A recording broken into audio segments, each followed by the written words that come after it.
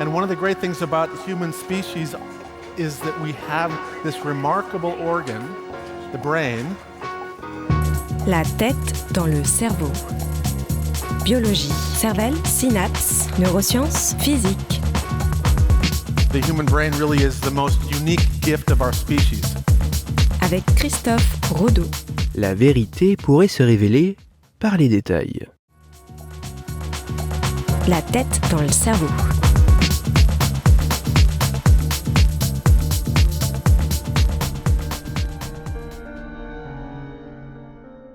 Regard fuyant, micro-expression du visage, mouvement du corps, comment peut-on réussir à savoir si quelqu'un ment ?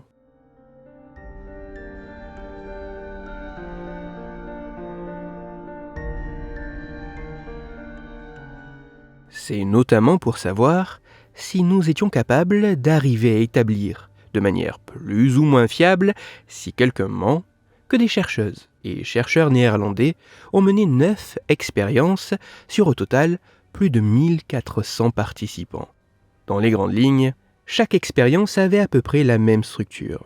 La tâche des volontaires était d'évaluer à partir de déclarations écrites, de transcriptions de vidéos, d'entretiens filmés ou d'échanges en face à face, la véracité des propos tenus par d'autres personnes qui pouvaient soit mentir, soit dire la vérité. La subtilité de cette étude était que les participants pouvaient, selon les différentes expériences, baser leur jugement de manière assez intuitive sur tous les indices qui leur semblaient judicieux, ou au contraire se référer à un seul et unique indicateur plus ou moins imposé par les scientifiques.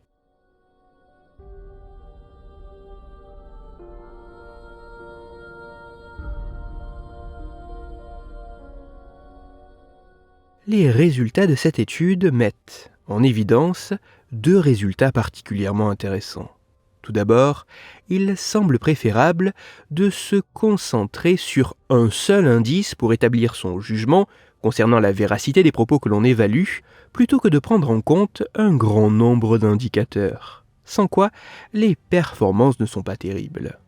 Ensuite, tous les indices ne semblent pas se valoir. Par exemple, tenir compte du regard ne semble pas vraiment être très précis pour prédire avec exactitude si ce qui est dit est un mensonge ou la vérité, alors que prêter particulièrement attention à la richesse des détails présents dans les propos tenus semble être un indicateur particulièrement pertinent et plutôt précis pour arriver à déceler la vérité. Ceci que les participants soient au courant que leurs interlocuteurs pouvaient leur mentir, ou non.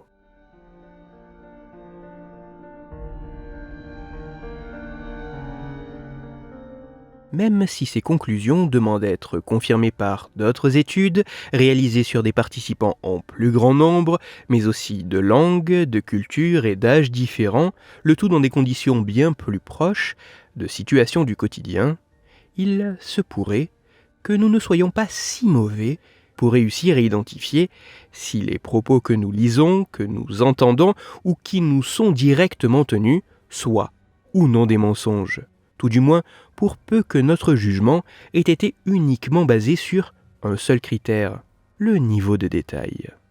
Ainsi, la vérité pourrait se révéler par sa richesse en détail. Pour aller plus loin, je vous renvoie vers un article disponible gratuitement en ligne, mais en anglais, qui a pour titre « L'iLab, The Devil is in the Details ». Il est écrit par le service presse de l'Université d'Amsterdam et il est à retrouver sur le site uva.nl. Toutes les études scientifiques m'ayant servi à écrire cet épisode, ainsi que les références de l'article pour aller plus loin, se trouveront sur mon site, Cerveau en argot, dont le lien se trouve dans la description de l'épisode. Dans cet épisode, j'ai parlé du mensonge. C'est pour cela que je vous invite à écouter l'épisode numéro 3 de la tête dans le cerveau. Dans celui-ci, vous pourrez découvrir ou redécouvrir que plus une personne ment, plus son cerveau pourrait prendre goût au mensonge. Pour continuer à échanger, vous pouvez me retrouver sur les réseaux sociaux, sur YouTube ou me contacter par mail. Tous les liens sont dans la description de l'épisode. Si pour vous, ce podcast est gratuit et sans publicité, pour moi il représente plusieurs milliers d'heures de travail et me coûte quelques centaines d'euros chaque année. Alors, un très grand merci à toutes celles et ceux qui prennent le temps de me faire des retours, de partager mon travail sur les réseaux sociaux et de me laisser de très sympathiques commentaires et 5 étoiles sur les plateformes d'écoute de podcast. Christophe Rodeau. La tête dans le cerveau.